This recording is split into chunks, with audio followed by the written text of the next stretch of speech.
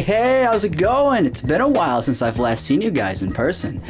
When was the last time I done a video like this? Like 3 months ago? A haircut ago? I don't know. Now, for the mass majority of you that don't know, I am an Eagle Scout. And for those who are unaware, that is the highest rank in the Boy Scouts of America program that, like, what is even the percentage at this point? Is like 7% of all scouts have. Now, it did take me some time to get to where I am now. I got my Eagle Scout in 2021, and I joined my troop in 2015. So that's about 6 years worth of time, which means I've got 6 years worth of stories to tell you guys. And without further ado, let's get started.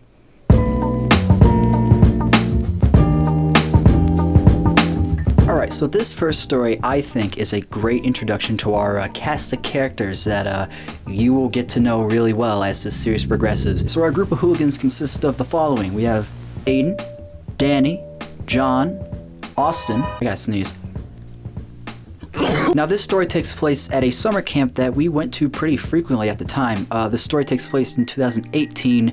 This was our third time going there in a row. And because of that, we wanted to do something new. We've practically explored this entire camp out. A lot of us already had a good chunk of the merit badges. And one of the things that we really haven't done yet was go on sort of a guided hike or trek. So our troops signed up for a sort of combination between a hike and a canoe trip. Essentially what this was that you had to canoe a certain body of water, then get out, pick up your canoes, carry them over to the next body of water, do that over and over again until you reach your end destination, which I believe was another trek center. I don't know, and you'll find out as to why I don't know. So the first thing to note is that these canoes were not your average like plexiglass or maybe even a wooden canoe.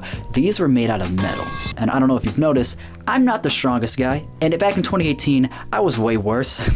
So I'm sure you can understand that for me, the experience was kind of worse because I couldn't pick up the damn canoe. So that on its own was already a bit of a concern. The canoeing itself was actually perfectly fine. It was actually quite relaxing, watching every other canoe, you know, swim by, swim up next to them and say some funny quips or whatnot. So we get to our first stop, and another thing sort of set in. It's actually way harder to get out of a canoe than people think. I made it out just fine, but I can't say the same for two of the adult leaders, where one of them fell in and decided to grab onto the other one, dragging the other one into the water too. So the trek mostly goes by as you'd expect, you know, hike through a certain bit of woods, struggle because you're like 110 pounds at the time, find another body of water and paddle until you get to your next stop, rinse and repeat. That was until we got to an intersection. Now, anyone that's been hiking knows that each trail has a specific marking, like some trails have plates that just guide you where to go with the trail name, or it can be just as simple as a colored tag. The trail that we were following had blue tags.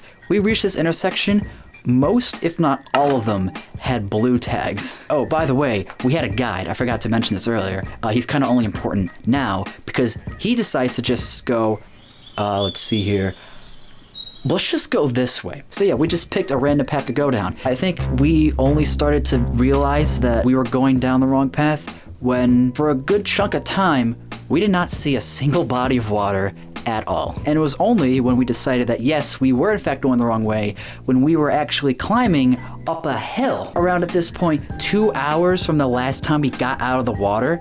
And let me tell you, the other scouts were pissed. Aiden was so frustrated that he swore in front of the adult leaders, which was the first time that they heard it.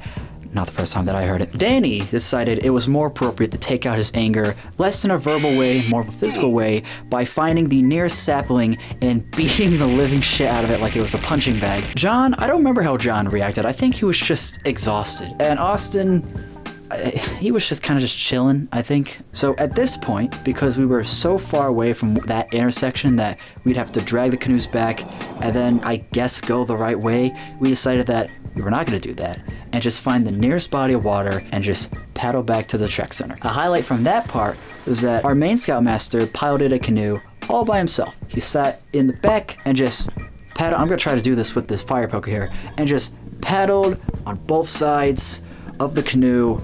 I bet the audio sounds like shit now. And as he did that, the canoe's front was actually lifted out of the water, and he was quite literally just in this canoe at like a 25-degree angle out of the water.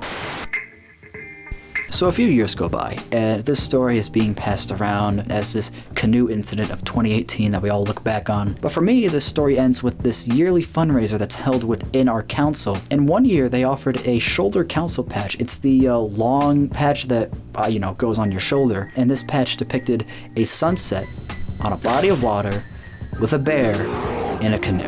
What a perfect way to encapsulate that story in something as simple as a council patch.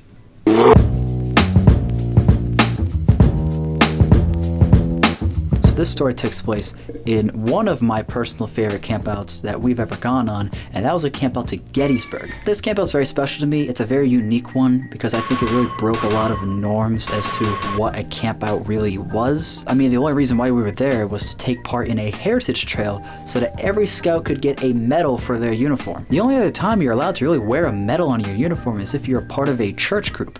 And as far as I'm aware, none of us were. This was our special little exception. There are a lot of smaller side stories that I can tell that come from this campout alone. Like for example, when we're done looking through the Gettysburg Museum for the day, we would all cycle through their gift shop. We tried to spend as much time as we did inside because it was very hot and they had air conditioning. One of the times that we were there, Austin eyeballed a box of Bean Boozled jelly beans. You know, the gross beans that you just put in your mouth and go, oh, that tasted like dog shit.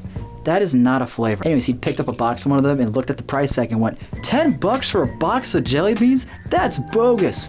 And then he grabbed a second box and went straight to the register. I mean, he's not wrong. $10 for a small box of candy is a lot. God damn it. This was also the same place where there were human remains in our campsite. That needs some context. This happened way before we even left for Gettysburg, but I guess the place that we were camping at were doing some excavation. I guess they wanted to build something or whatnot, and they dug up the skeletal remains of a Confederate soldier, which for a little bit more context, the place that we were camping at was right outside a Confederate hospital. So when we got there was a section of the campsite that was far from the corner and just roped off with caution tape, and I think the adult leaders were the ones that were informed that yes, that area has human remains.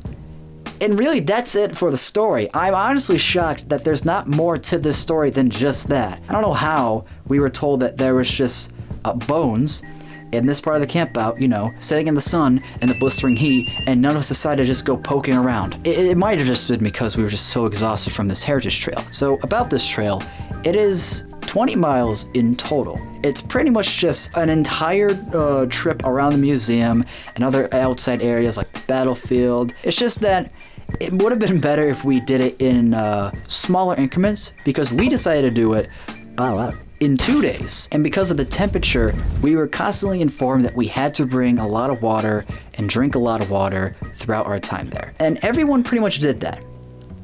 Everyone except Danny. While the rest of us drank 3 to 5 water bottles each day, Danny drank half of a water bottle and a full bottle of Sprite. So we finish up our hike for the day. We go back in our 2 separate vehicles. We just had a lot of people, so we took 2 cars. We pull into our parking lot, and I'm watching this other car as the door just swings open and Danny jumps out of the still moving vehicle. And because I don't know what's going on, I just thought this was some kind of joke or whatever. That was until he dropped to his hands and knees and started vomiting all over the grass. Wow, I got Reese's Puffs in my bowl. Wow, I got my days on cruise control. Wow. So clearly, Danny was severely dehydrated. I think he might have suffered from a form of heat syncope.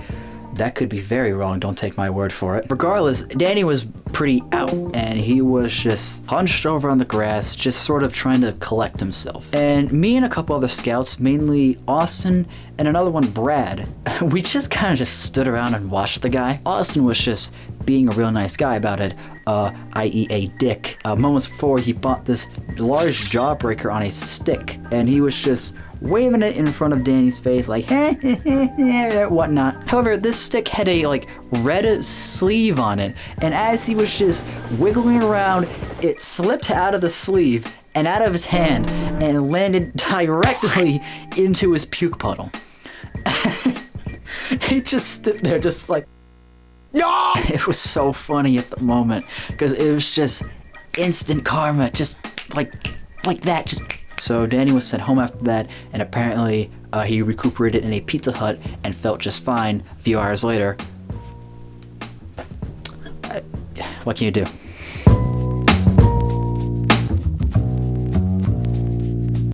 So this last story here is one of my personal favorites. It's just kind of a story that you listen to, in my opinion, and then just think, wait, what the hell happened? And this story comes from my absolute favorite campout that I've ever been on, which you will hear a couple more stories from in later installments of this series. Now this was, I believe, towards the latter half of the week. If I had to pinpoint a date, I think it was Thursday night. Me and a couple of the older scouts, we were going to these shower houses.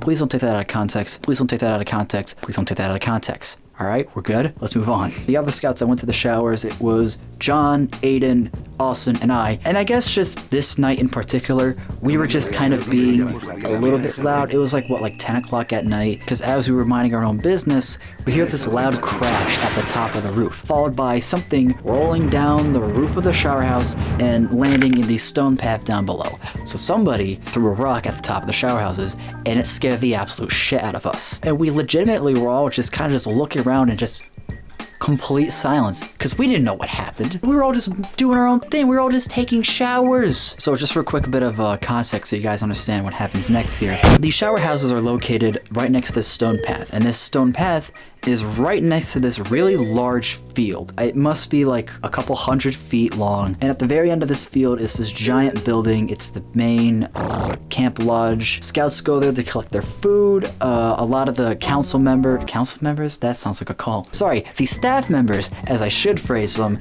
they meet up there, they do whatever they want to do. They watch Bob Ross.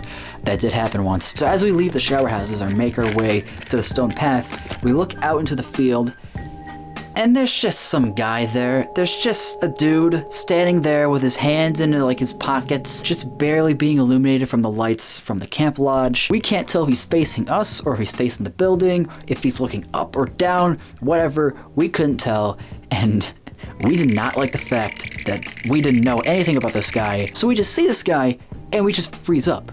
We don't know what to do. We're still a bit spooked from the rock in the shower house.